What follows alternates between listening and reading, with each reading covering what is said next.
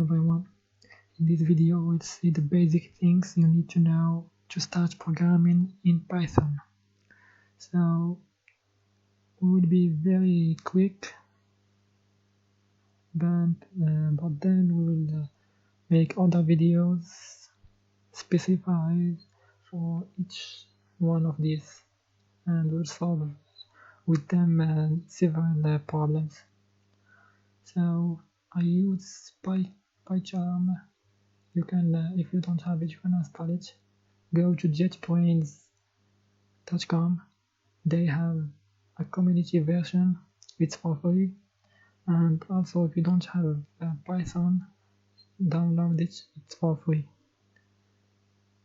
So after creating a new project, for now you can create a new project. Change the name to what you want. I already created one. I named it YouTube. So to start a new file, right click on YouTube, then new, then file. You can name it basic.py.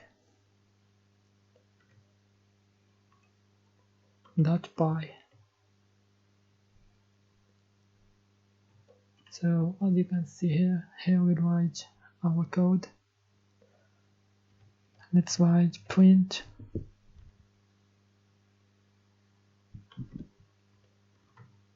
hello world, and to run we go run and click on basic. As we can see here, it shows hello world. Anything we write it here, it represents a string and it shows down here.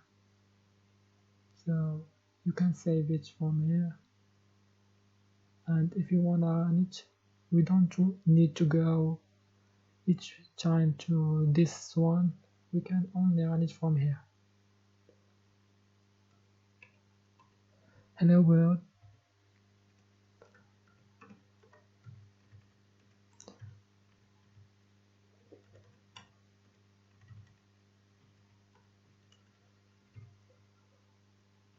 When we run, it shows what we wrote in this place.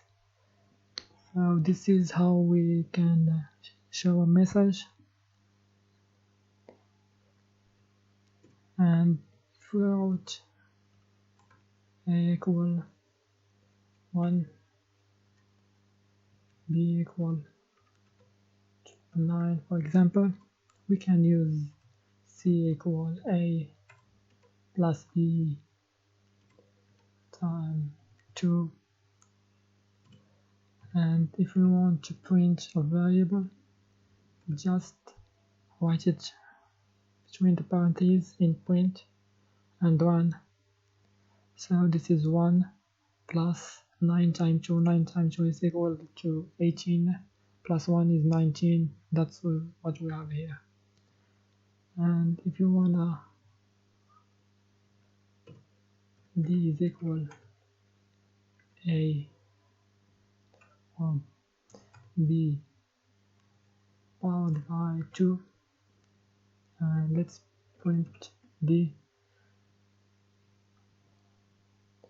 It's 81. So this is how we can use variables. In here we have integers.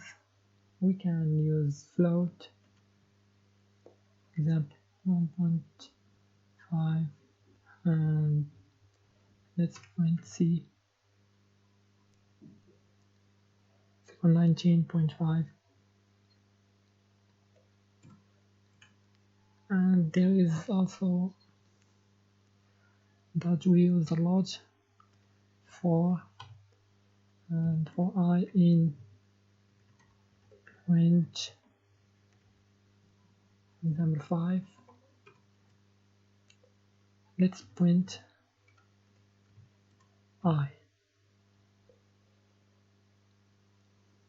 So it go from 0 to 4, as we can see here, 5 times. If we count these, 1, 2, 3, 4, 5. So this number represents how many times we will you turn in this for. So each time it takes a number between 0 and 5 minus 1, which is equal to 4. We'll see these things in details in the coming videos. Now I just show you to be familiar with these things, and we can use also, for example, in here we want to print I only if I equal to 1. For example, if I equal to 1, then print I. Let's eliminate this and let's see what are we gonna have. As you can see, now we'll have only while we put a condition so that print will be executed. It has to be I equal to 1. So we can use I equal different than 1 and print. As we can see here, we have 0, 2, 3, 4 without the 1 because it doesn't go here if this condition not satisfied. And we can have let's name it name equal and string, for example creativity, and print name.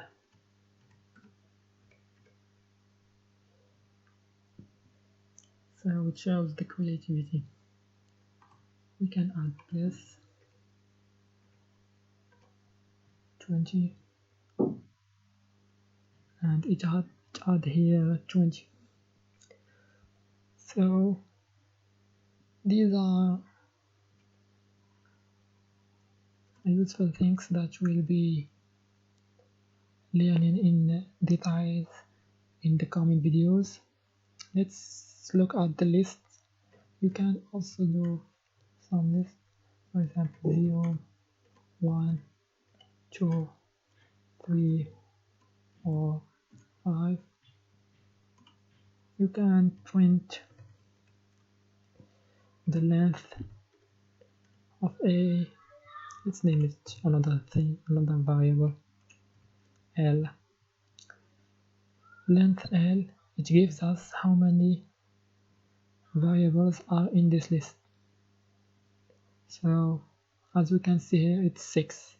From 0 to 5, it's 6. 1, 2, 3, 4, 5, 6. And we can print the whole list by using printl, and it shows the list. We can print a specify,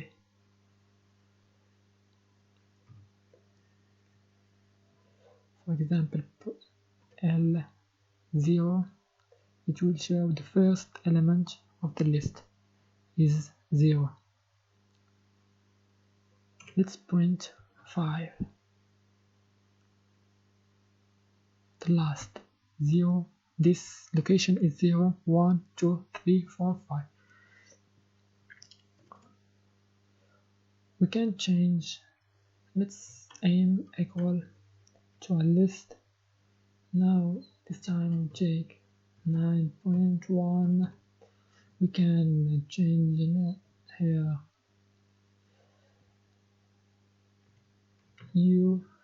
we can choose anything within this list. So let's print